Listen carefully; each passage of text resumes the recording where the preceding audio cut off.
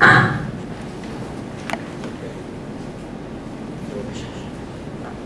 you very much.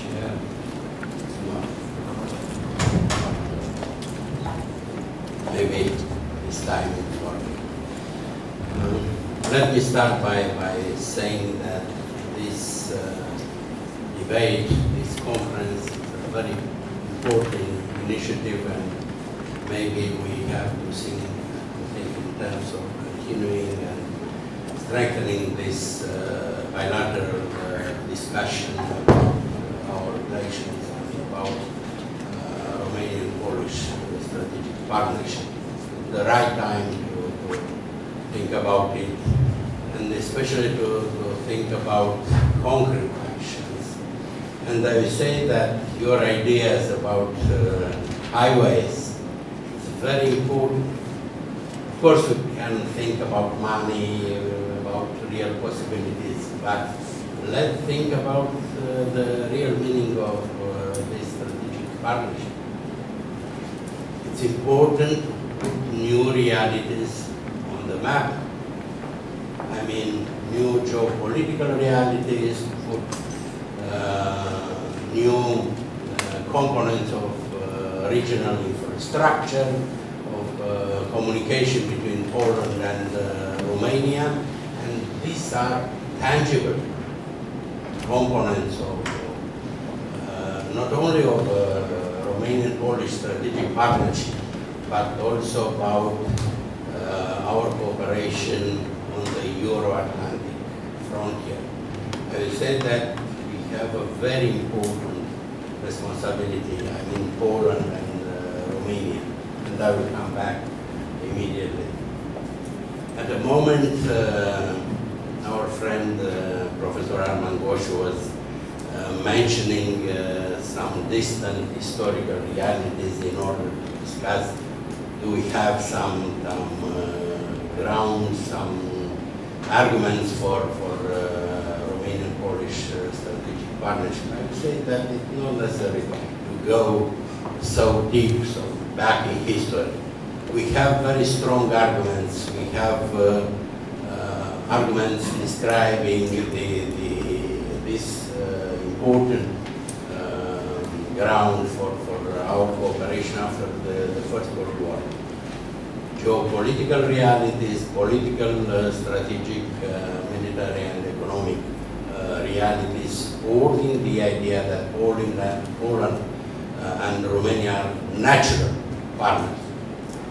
I would add also the fact that now in Romania we have arguments to learn from Polish experience. You mentioned, Arman Goshu was mentioning the fact that on a lot of occasions we discuss about the necessity to learn from Polish experience.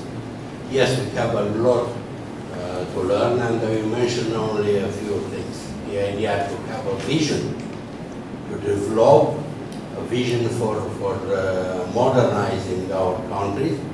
We have to learn from Poland, because Poland started a few years ago to develop some very concrete ideas about its evolution. I mean, political, economic evolution, and not to mention the foreign policy.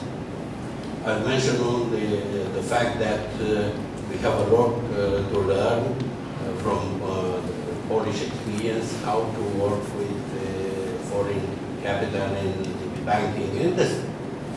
There is this Polish precedent, and maybe our central bank will learn about it. And I started to work on it. I asked also the Polish ambassador to offer me some information about this, and I'll continue to support the idea that we have to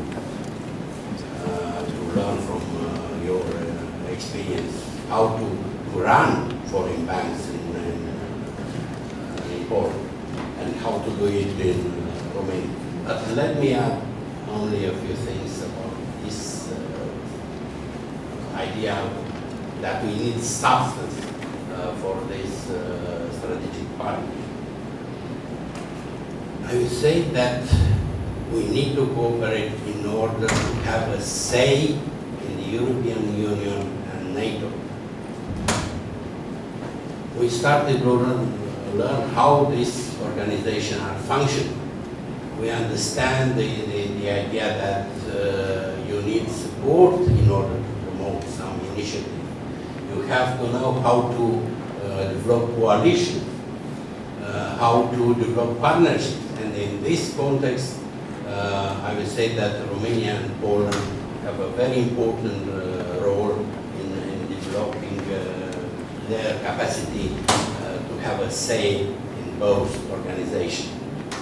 And in connection with it, I would say that we have a responsibility in NATO and in the European Union in connection with the Euro-Atlantic frontier. Why? Because we used to say that we are supporting and we are implementing the policy of the European Union in this region. But we have to contribute to this policy, because sometimes we know better some elements in order to develop this policy. The same in NATO. We have the possibility to support our friends, our Western friends, to understand better the realities on the Euro-Atlantic frontier and develop some adequate answers to the new strategic and security environment, especially in connection with Russia. For instance, you mentioned at the moment the Eastern Partnership. Russia started to discover the European Union as a competitor after the launch of the Eastern Partnership. And Russia started to develop answers to the European Union policy in the context of the Eastern Partnership. We have to think about it in order to develop the right answer. Thank you very much. If you like to go, sir. So can you please identify yourself? Yes, of course. Why? Here.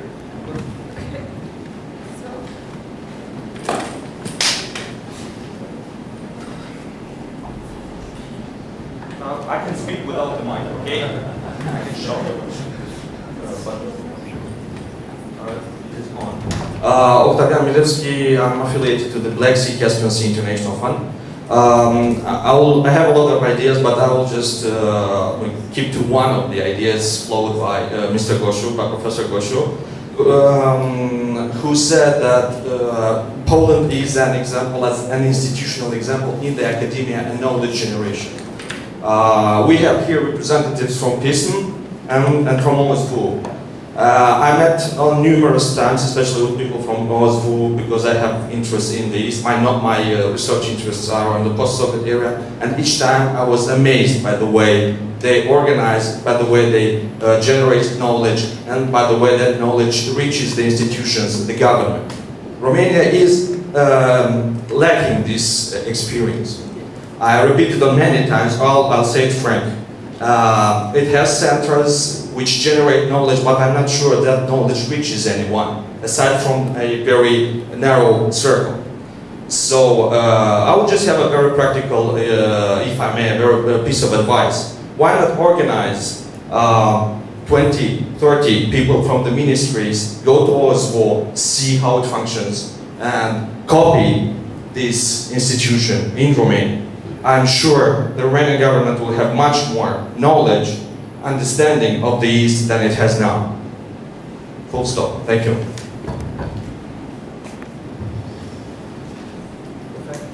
Thank you for remarks.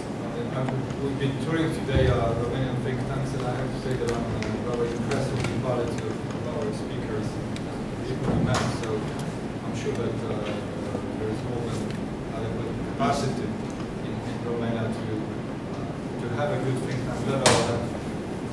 It always is also a question that it takes to tango. It must be, think tank may have things to offer, but administration must want to listen to them. So let's bear in mind too. Okay, who'd like to come first? Sorry, Dan Petre, Director General of the Romanian Diplomatic Institute. I don't want to get into a very Romanian debate here. My friend Armand Goshu, I frankly don't history is very nice because you can find inside arguments for everything. So, frankly, working a little bit in some past lives on the Polish-Romanian relationship, I would say that there is at least a very strong common ground on the strategic partnership. I think, and I will refer myself also on our both shared interest in a stable, prosperous, and hopefully democratic Ukraine. Our relation, the management of the Eastern Sea, or Eastern line of both NATO and EU with Russia and Belarus. Unfortunately, the Polish president was with other 5 presidents in Tbilisi during the hostilities in 2008. And I said unfortunately because our president didn't manage to get into that plane. I don't know for what reasons. Small corrective, we're not member of the military part in Libya, we're part of the naval task force in charge of the embargo. So UN mission, not international coalition mission. Regarding Romania, well, Poland, Romania, Turkey, trilateral cooperation, that will be nice, but I think that at a certain moment, Turkey will have a slightly, and then here diplomatic, slightly different agenda. It can be done probably on the European front, or what I would call the Northern front, but there are some differences in probable space to be between the Romanian Polish agenda and the Turkish agenda in Middle East. I think that, and I'll finish, for the highway and other infrastructure projects, I think the basis were good at the end of the 90s. There are some political declarations regarding the development of Corridor 9. And now we are not anymore outsiders, we are insiders. I think that also if we take Western Ukrainian group, so make it a both European Union, Eastern Partnership, infrastructure project, we're there. On the level of energy cooperation, I think we have, aside the fact that Nabucco gone a little bit south or southern, but there are parts of the energy cooperation, not only in gas but also in oil. You opened your LNG terminal now, and you signed with Qatar. I think that for southern Poland it can be done also through the Romanian gas system. I don't get into much, but I think that there are a lot of projects that can be put on the table. Smart defense, there was a project for attack helicopters joint purchase in the 90s. I think that we can go back now, etc., etc., etc. Thank you very much.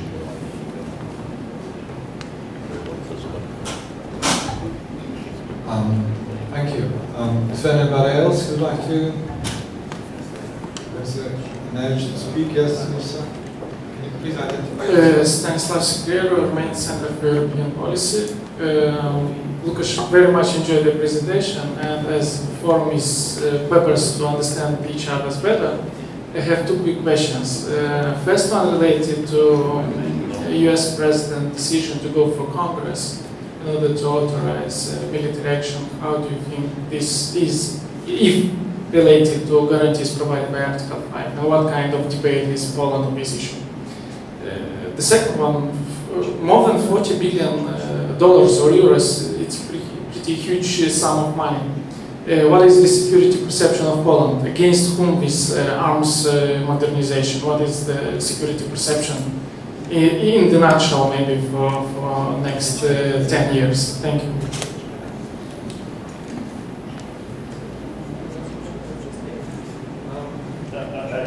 I want to say something. May I? Yes, please. Yes. Okay, Mihail from Spain. What Mr. Kulesa said about being proactive, I totally agree with that kind of thing, and it seems to me that some of the proposals which have been put on the table here are very sound. It's okay, and we would have to work on it. But in order to dissipate a little bit the skepticism of Mr. Goshu, who is based on the historical heritage in terms of Polish-Romanian relationship. If you think about the interwar period, you would immediately realize that there were some very important points who differentiates the strategic visions of Poland with Romania, you know, and you would have to think about that kind of things. But it seems to me that in order to be proactive, the first requirement would be to have a similar assessment of the European development. It's so important to do that in order not to be mistaken, to differentiate, or how to say, to think in a way in Warsaw and to think in another way in Bucharest. It seems to me that for that it's necessary not a red line or whatever, but at least at the academic level, we would have to discuss about what would mean, I don't know, December 2011 opt-out of Great Britain. In Syria today also. So that kind of thing, it seems to me, would create a favorable environment for having such a proactive, and this would dissipate your skepticism. Thank you. Not entirely, for sure. Yes. Just a brief follow-up remark on General Ionescu's remark, which was quite to the point.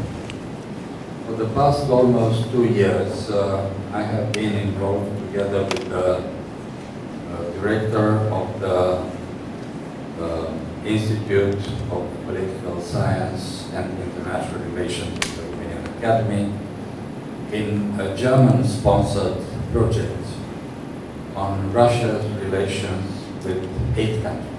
And the geography of the project is interesting. It covers the 3 Baltic states, the 4 Visegrad countries, and Romania. 8.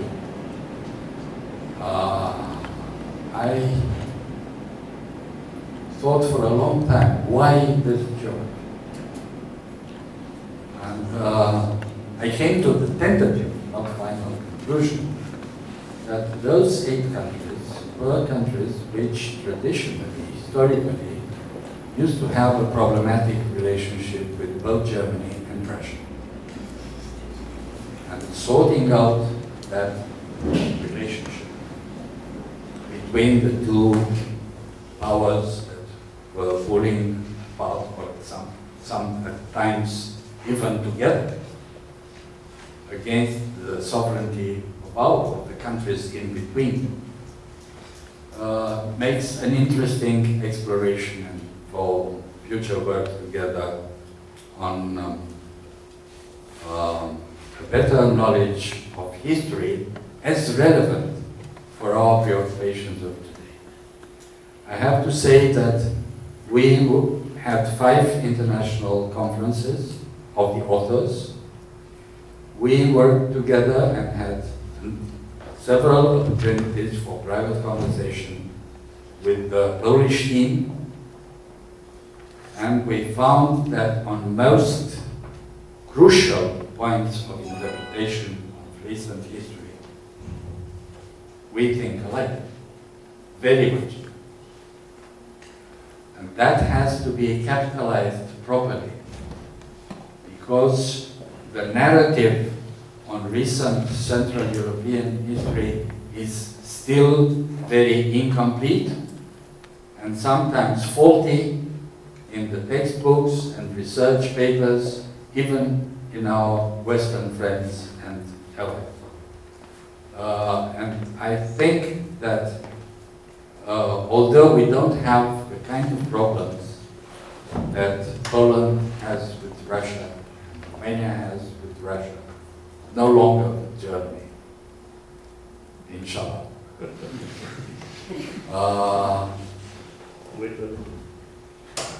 Establishing some sort of permanent communication and permanent research teams on Polish and Romanian history as relevant for contemporary decision making may make a lot of sense.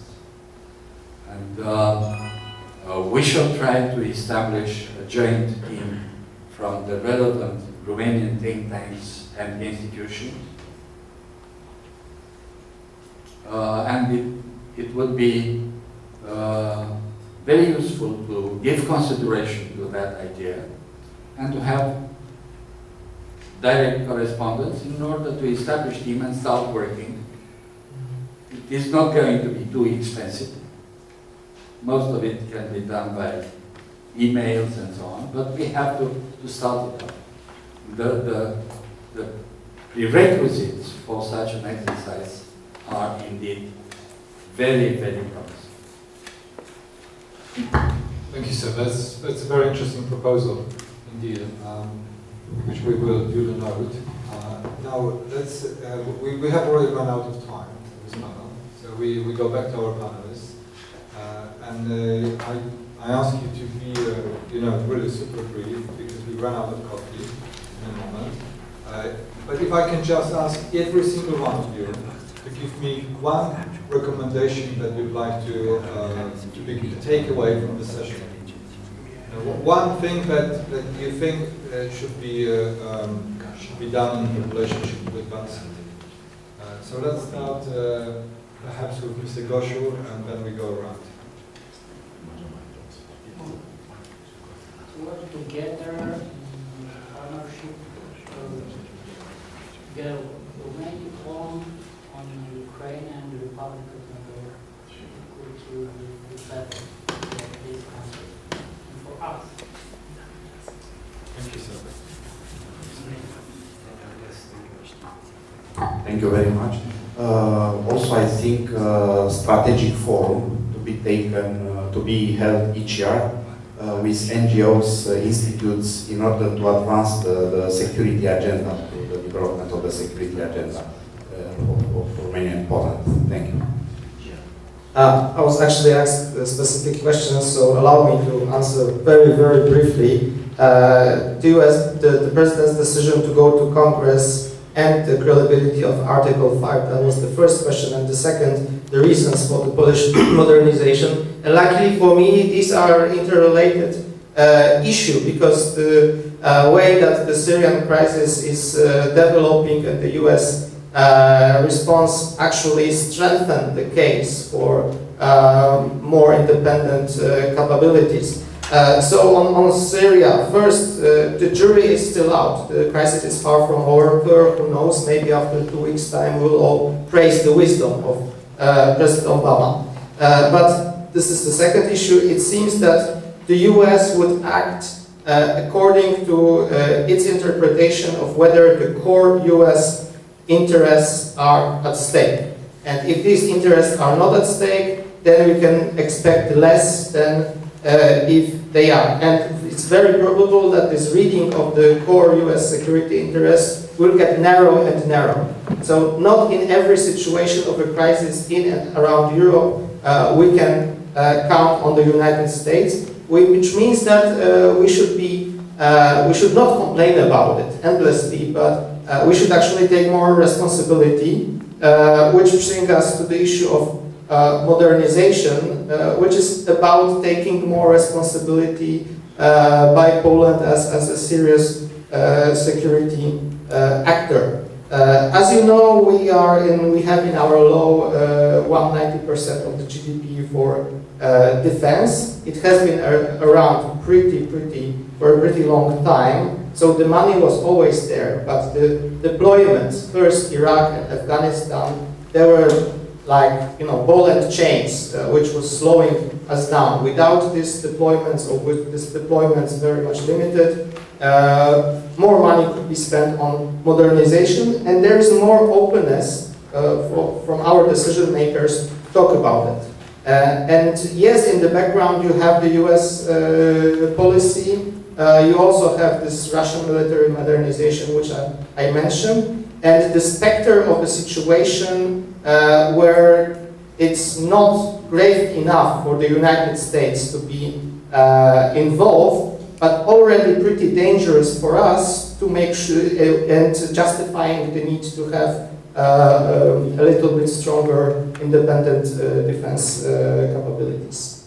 Thank you very much. You didn't give me your One lesson. Write down what we are talking about and send it to the decision makers. That's not a recommendation. Okay, so my recommendation, if you want to make a quick shot of strengthening the Polish-Romanian relations, just please update the bilateral investment treaty and make a new one based on national treatment clause.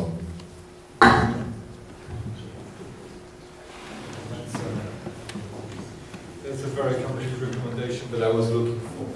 Now, well, we are free to go for our coffees, and let me thank our speakers who have done an excellent job, a very good debate, and let's after our coffees come back to the session on economy. So please thank the speakers for their time.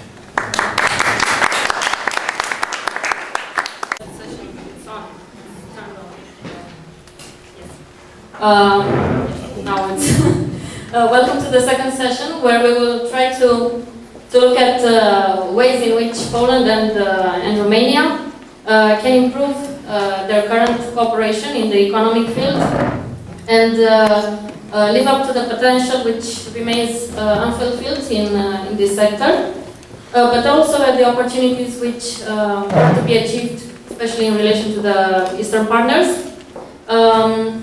Just to give you a brief overview after the first session, where we saw the focus on the security policy, I would like to mention that this year marks a midterm review, so to say, of the 5-year action plan, which is associated to the strategic Polish-Romanian partnership. And the main areas of cooperation in the economic field include the EU dossier agenda, the various policies which are connected to it. And here we saw already the common agricultural policy being mentioned. EU absorption and cohesion policy, which will be tackled by one of our panelists today. Also, neighborhood policy is one of the areas which has a lot of potential to be fulfilled by the bilateral relationship between Poland and Romania. Energy security and energy and transportation sector remains to be fully explored. And also the cultural cooperation with a focus on the parliamentary cooperation, which has still to be untapped, so to say. Many of these policies have intertwined elements between themselves. If we look in the case of the Eastern Partnership, we see many connections between, for example, the development assistance for development policy, cultural aspects which still have to be fulfilled, transportation and energy, small traffic agreement at the border. And maybe here we will look at possibilities to explore the trilateral, which has already been mentioned. Romania, Ukraine, and the Republic of Moldova. And also Romania, Poland, and Ukraine is another aspect which will be taken into consideration. To give the floor now to our panelists, we have His Excellency Ambassador Sergiu Cela, former Minister of Foreign Affairs of Romania. Stanislav Secrieru, which is a researcher and affiliated expert to the Romanian Center for European Policies. And to my right, Anita Sobiak from Polish Institute of International Affairs, and Tomasz Daborowski from the Center for Eastern Studies, also an analyst. The vote.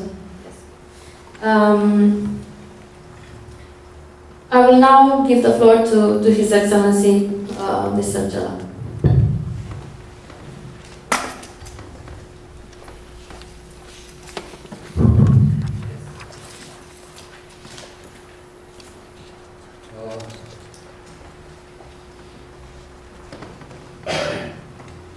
I should not go for lengthy introduction and go into the subject directly.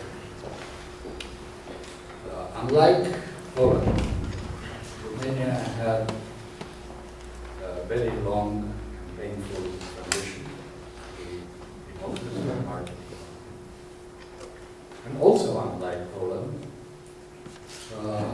Romania was hurt badly by the recent and still ongoing financial boom economic crisis in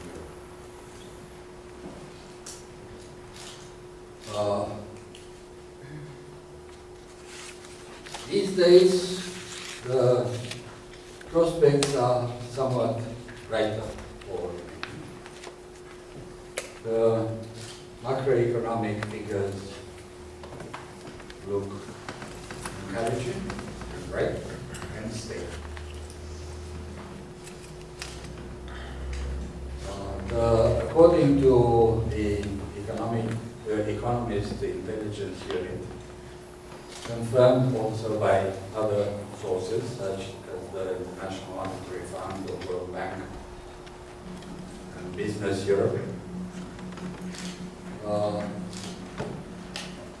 Romania is about to have a comparatively healthy GDP growth of 2.5% this year. The projections are somewhere more than 3% in 2014 and about 4% thereafter until the end of the projected period, which is 2017. So it is not just that Romania is getting out of the economic woods, but it is, the signs are that the growth is healthy and sustainable.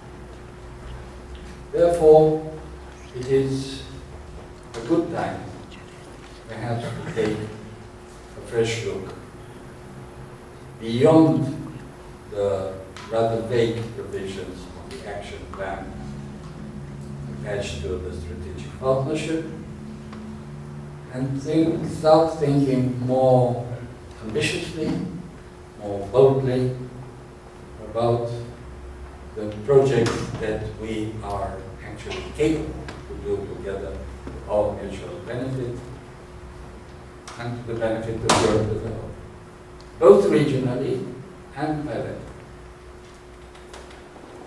In concrete terms, and my colleague Dr. Petre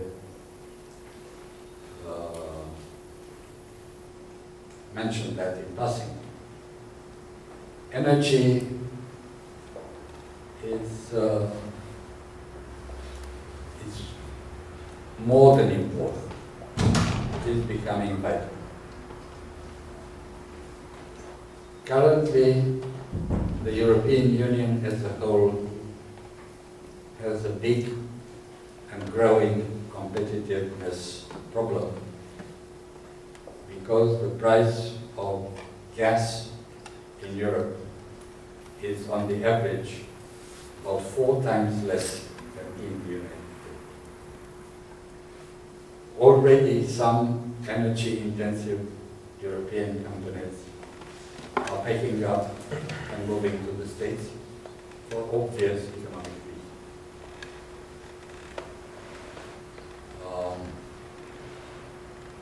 This may cause, especially for the more or less peripheral countries of the European Union, a new exodus, delocalization of vital industries on which national sovereignty and the health of Europe depend. The answers are several, and I shall select only those that are relevant for the Polish-Romanian partnership. First, as an order of priority, would be the interconnection of the power grids. Romania is set to exceed the EU targets for renewables, and we are already having serious problems. A backlash of energy-intensive industries, which for the moment have succeeded in undermining the renewables, which is the way of the future. And that happens because our national power grid is unable to take over the additional production from wind and solar.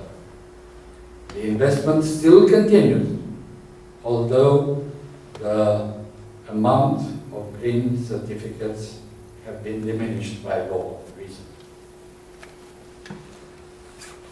On the other hand, Poland still massively relies on coal, which puts it at a relative disadvantage in terms of meeting the EU targets for renewable energy efficiency and reduction of greenhouse gases. The very difference of the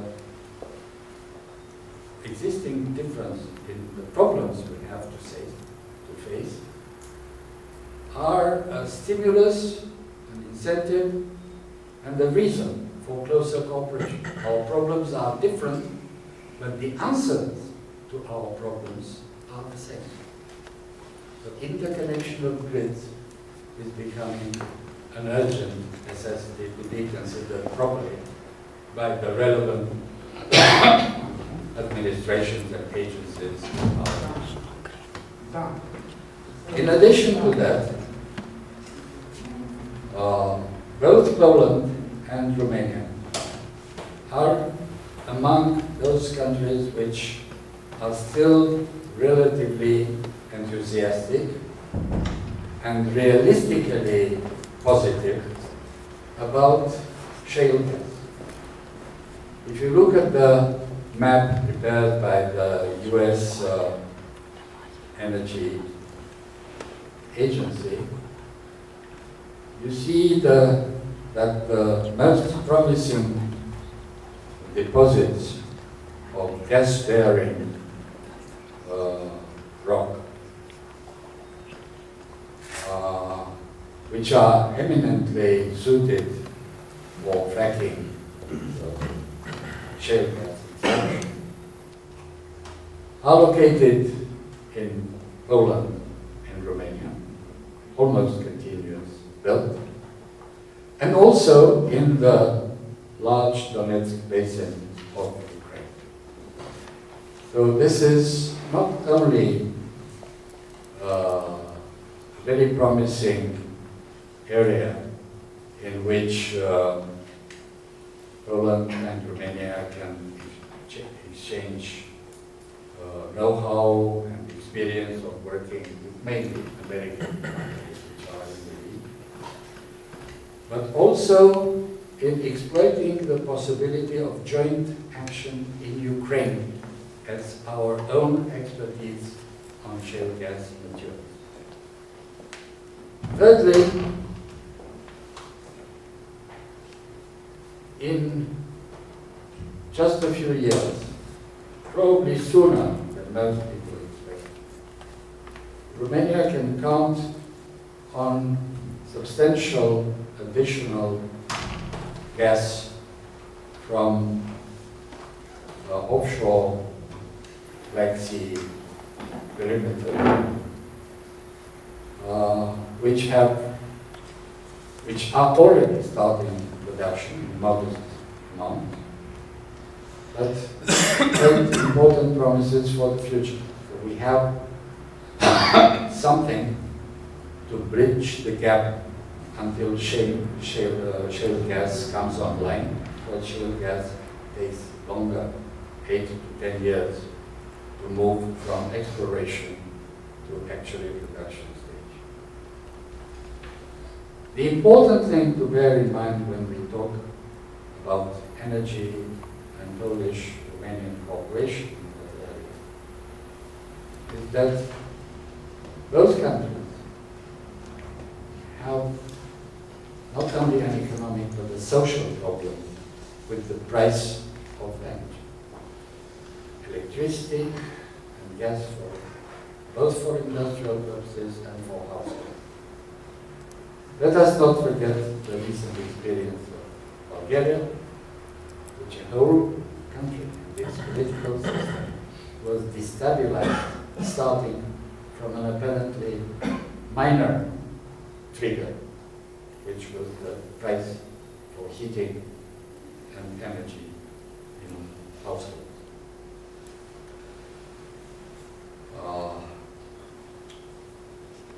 The price we pay for electricity, which should be competitive for industries of all kinds. This is what the foreign direct investors will look like in both countries. Reliability of supply and price. But also, we have to take care not to let it develop into a major destabilizing social factor. Currently, the Gazprom prices, not currently, last year, 2024, were $525 per 1,000 cubic meters in Poland. Romania, surprisingly, although we have been used to paying world prices for gas for more than 40 years now, is paying $438, almost $100 less. But most of our West European colleagues, for some reason, although we have a single market and the third package on energy at the European Union level, are paying less than $400 a thousand cubic meters. With the most interesting example of the United Kingdom, which is paying $313, which is $200 less than Poland. So it is not just taking advantage through bilateral cooperation of the opportunities that do exist in the coal-dependent but much more flexible Polish system, and over-reliance on renewable in the Romanian system, which is already causing problems. We have a stake also in making, at least making the existing European directives and regulations work. Because when the price differential is so big between EU member states, there is something wrong somewhere. So a joint concerted démarche possibly harmonized with the Visegrad Group and the Baltic or other interested countries may be a sensible way to go forward.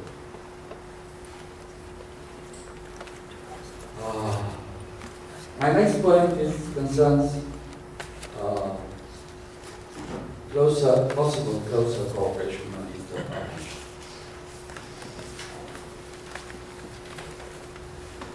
In Mr. Milewski's paper, there is a strong plea for Polish involvement in Moldova.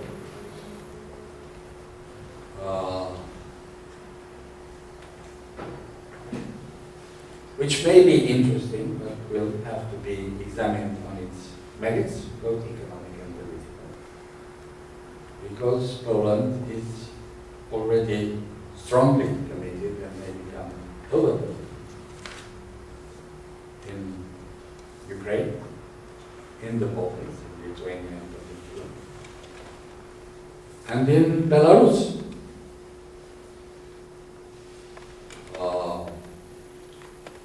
So let us do whatever makes economic sense.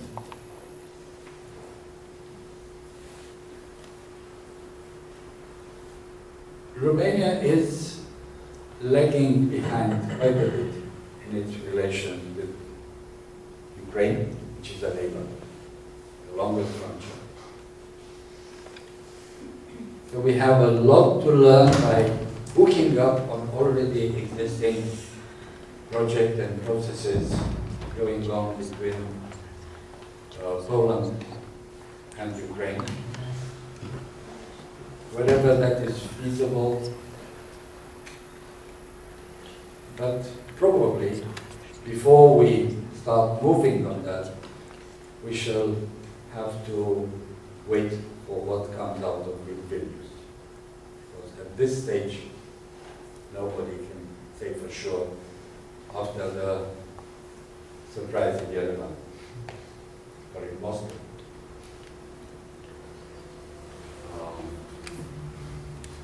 What we may wish to examine together is the philosophical re-evaluation of the neighborhood policy in general, and whether it makes sense for the European Union to have one program, one size fits all, for the southern neighborhood and for the eastern neighborhood.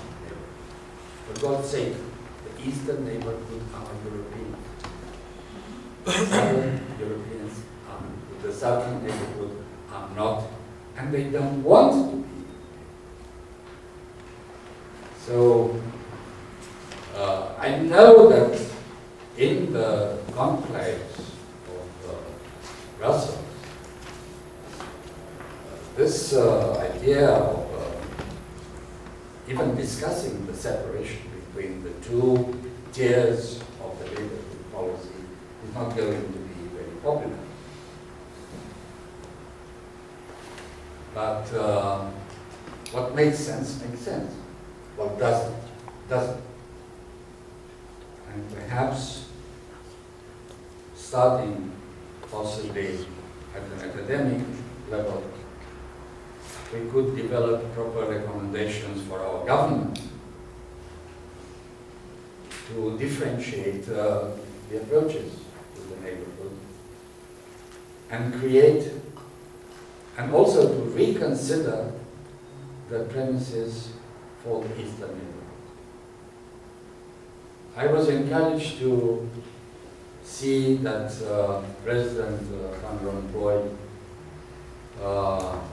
at the G20 summit in St. Petersburg